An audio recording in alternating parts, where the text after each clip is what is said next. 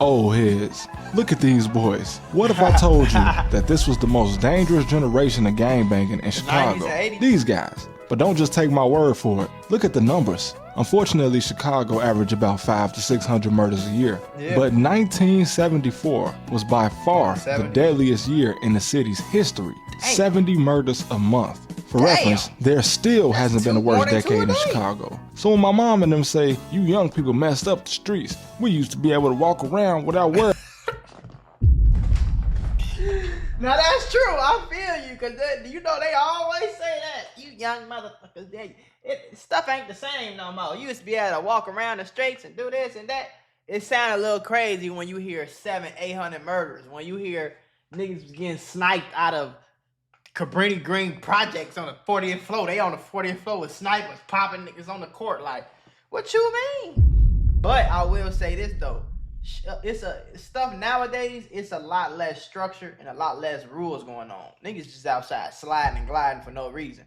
Back then, it seemed like it was a lot more structure to it, but still though, like y'all about getting shot. I can forgive her for not remembering 50 years ago. I've been lied to my whole life. They told me back in the day, gangs was about the community, buying the kids school supplies and making sure they was in the house when the street lights came on. These numbers ain't nothing to play with, but it wasn't just Chicago. New York City was seeing almost 2,000 murders a year, unheard of in any country outside of Central and South America. I've been sitting up here preaching about what drill did to us in the past 15 years, but how could this be possible? My pops graduated in 1974, and that man act like wasn't nothing going on but people smoking Reggie joints and Woodstock. So what did drill actually do to our streets today? Now, I don't like to get too deep into conspiracy theories, but the drill being— no, bro.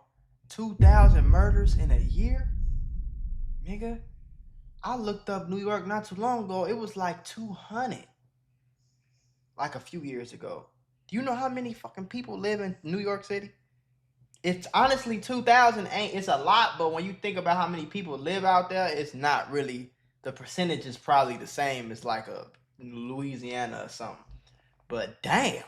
Connected with the prison system is definitely one I'm almost tempted to believe. But then again, I'm from Chicago, so let's go over my personal experience. Now, I'm old. I was in high school at the same time as guys like King Von, Chief Keef, and Tay Capone. And okay, so he probably I'm 26.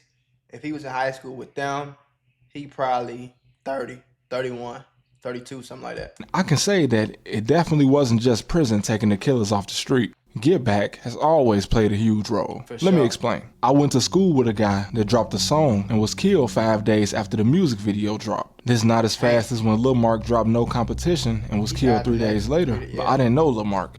Unfortunately, a fucked up memory that I'll never forget is when I was smoking at a girl's house back in 2014 and another girl walked in and said, "You want to see Lil Mark's baby?" And she brought in his infant son, who is his spitting image. And unfortunately for this kid, who's about 11 years old now, the internet exists. And I just pray he doesn't let it get to him if he sees anything about his father. And that's one of the main differences from the 70s and now. If we didn't have the numbers, we wouldn't have a clue what happened back then. But for kids like Baby Mark, the evidence is all too clear. But back to Don D. Baby Mark gonna be able to get on when he 11 now, so maybe not yet, but when he turned 15, 16, and he been hearing about, yeah, boy, Baby Mark.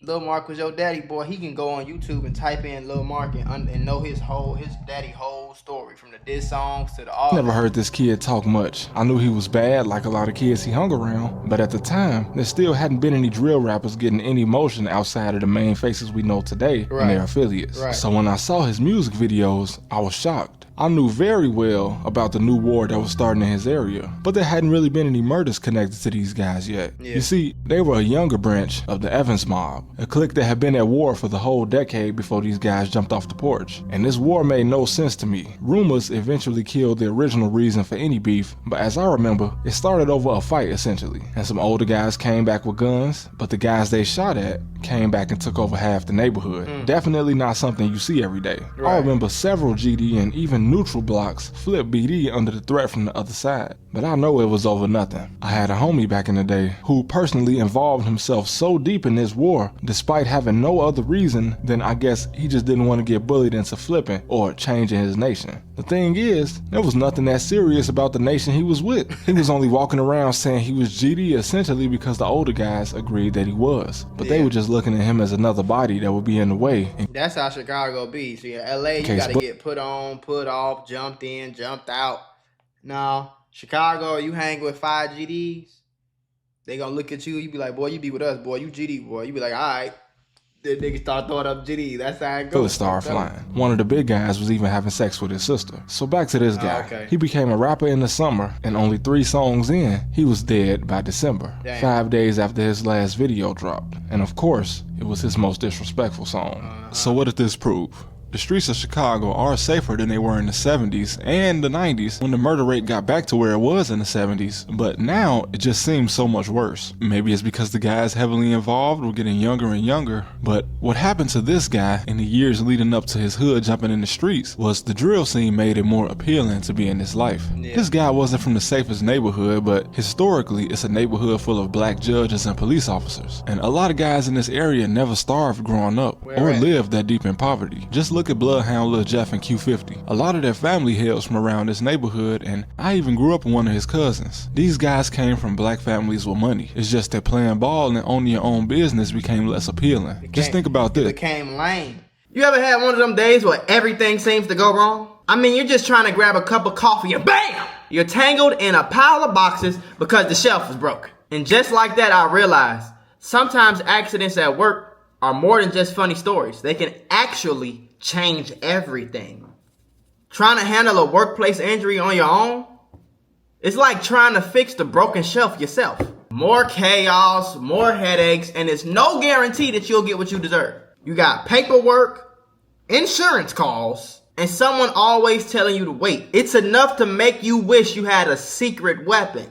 But here's the thing, there's a team of people that fights for people just like you. For over 35 years, Morgan & Morgan, America's largest injury law firm, has been winning cases when everybody else said it couldn't be done. In Florida, someone got $12 million after a work accident, even though the insurance was ready to offer just $350,000. In Pennsylvania, a worker was awarded $26 million, which was 40 times the initial offer.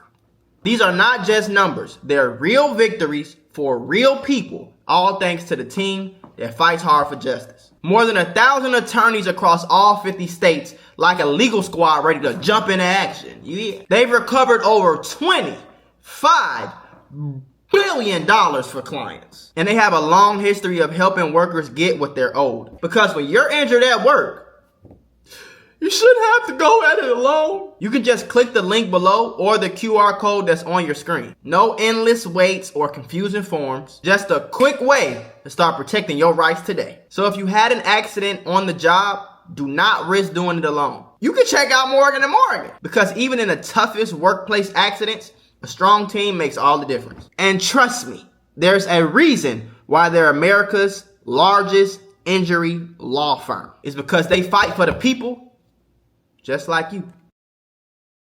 See, that's another thing niggas be trying to... A lot of niggas don't be going through the worst of the worst. You know what I'm saying?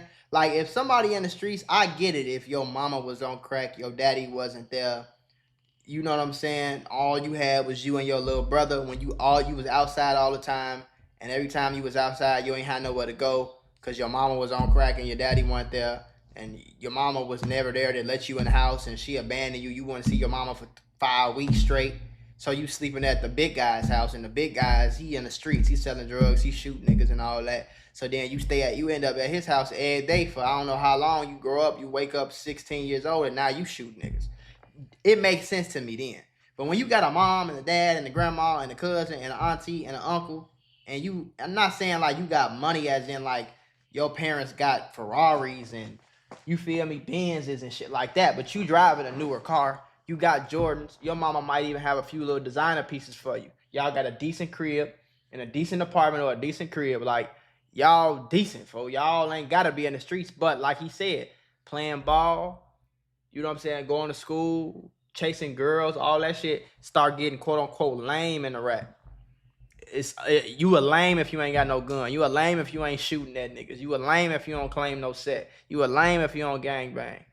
When you were in high school, especially in the city, there were very few things that seemed more important to you than having the best outfits to come to school in and making your lifestyle look appealing on social media. And right before the drill took off, I remember how toxic it was getting. The late 2000s on Facebook in Chicago was just full of kids dropping the 5 because it looked cool on pictures, even though this was disrespecting the whole nation, something that wouldn't have even been played with 10 years before this. And little guys standing on the block just having to throw up something with their hands to look good for the picture, even if they had no real affiliation. When trying to fit in became associated with gang culture, we had a problem. And that's why I salute the kids even more that grew up in these areas and were mature enough not to try this to look cool. My old homie that I mentioned earlier, he migrated a few blocks down once it became too hot for him to continue walking around his own block. He was such a target that we used to have to walk him home in a group just to make him look like less of a target, even though we didn't even have a gun. But when he went down to this other hood with these guys he barely knew, they got pulled over riding around one day and one of the older guys had a gun on him. Like older guys do in the hood, he told my homie that he was gonna have to take the rap for this gun.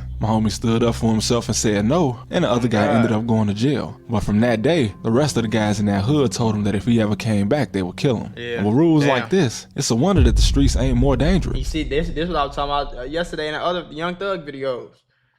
Niggas only saying don't snitch because they want you to go to jail for some shit you ain't do. They want you to go to jail for their gun. So then, when you don't go to jail for a gun, and you be like, nigga, that ain't my gun, that's his gun. And then they call you a snitch. Then they say they gonna kill you because snitches get stitches. So now you can't come around no more. See how stupid that is? So you want me to go to jail for your gun. I thought you was a gangster. You go to jail. Take your ass to jail, bro. You want me to go to jail for your gun. You want me to not say nothing to the police and let you walk around while I'm in jail for your gun because you don't want to say it's your gun. But when I say it ain't my gun, it's your gun, now I'm a snitch and now y'all gonna kill me?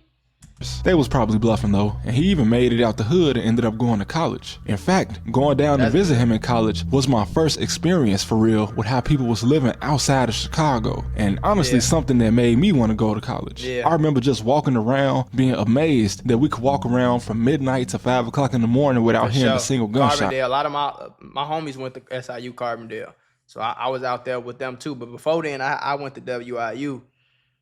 I think that was the first college I went to, was like WIU, and then I went to Clark, and like, damn, these kids, you learn like everybody ain't aggressive, everybody ain't trying to kill you, everybody ain't trying to beat the shit out you, everybody ain't ops. These people cool as hell.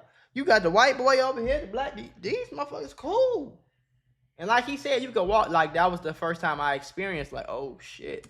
That's messed up. But this goes back to the structure being lost. Nobody takes their own weight. But honestly, it seems like the biggest thing structure did in Chicago was cause more murders. Because it seems like back in the 70s and 80s, when the guys told you to do something, you just did it without question, including killing your own community. And I saw the remnants of this system trickle down into my generation. But the every man for himself mentality kind of killed it, because it started to look goofy for you to listen to another man. Because man will mislead you in a heartbeat. And that seems to be one of the few things that at least kids starting in my generation understood growing up. Even still, I mean, people dead in this damn picture, bro.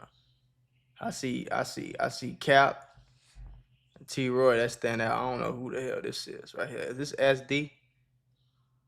I see Ball out. I see Fredo passed. This shit sad, boy. Tato. One of the few things that at least kids starting in my generation understood growing up. Even still, it seems like back in the day, there was still some things considered off limits, like women and children. And we know that's not true today. And maybe this has something to do with my generation. I'll never forget, I knew a girl that got her face turned black and blue because after school one day, I think she went to either Inglewood or Perspectives, but she was talking crazy to one of the gang members and she let something disrespectful about one of his dead homies slip out her mouth. And he ended up giving her a 2-piece McNugget, no drink, no fries, no napkins. And then she tried to call her brother up to the school, but this is a main way that girls get their brothers killed. My cousin went to Inglewood High School back in the 2000s, and there was a famous basketball player. He was definitely on his way to college and probably even to the NBA after that. But when his sister got into it with some guys at the school and she called her brother up like any sister would, ain't no guys trying to hear about you calling your brother to do nothing to them. So when he got there, they killed him. Now his brother did end up making it to the NBA, and I think he might have played overseas too, but it's sad that his brother didn't didn't get to see it. But still, it's even stranger that with nothing being off limits, New York, Chicago, and even LA still have not gotten anywhere near the level of violence that they saw 30 to 50 years ago. Right. Speaking of misleading, I gotta add in that even though everything people do is broadcasted on the internet today, pictures and videos from years ago never disappearing, people will still spread rumors that put other people's lives in danger. When the guy I mentioned earlier in this video died, I specifically remember people in the hood spreading rumors that he got killed leaving a girl's house. Only the police say he got killed on 81st and Champlain, over a mile away from the girl's house that got blamed. Regardless, this rumor put her life in danger, and she ended up moving out the state. And all of this in this video can be summed up as the spread of information being more prevalent now than ever. Yeah, I think it's somewhat the same nowadays. I think the difference now is it's all reported on. The difference now is these dumbass niggas is killing people and snitching on themselves. The difference now is no matter what happened, an Instagram live, a tweet, a Facebook post, a song, any of that shit gonna go on the internet. And it's going to get broadcasted and it's going to get views. So it looked like it's a lot worse. But I can only imagine in the 70s where it wasn't no such thing as really security cameras. Niggas ain't have cell phones, twin. Can you imagine some shit like that? I can't even imagine walking around without a fucking phone. Because when I walk around and I need to call my homie or my wife or my mama, I can pull my fucking phone out, dial. I don't even got to dial their number. I just go to their contact. Hey, what you doing? Where you at? I'm finna come to the house. Okay, cool. See you. Love you. Mwah.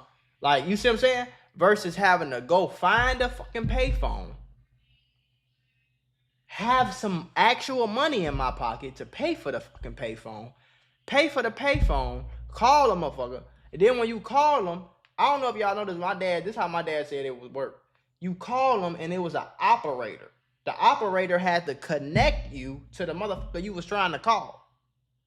Then they had to answer because it wasn't no cell phone. So it's only one phone. It's a house phone. So if you ain't at home, nigga, you ain't talking. So if you calling your grandma next door at auntie crib, you ain't talking to grandma. So imagine how many murders is happening.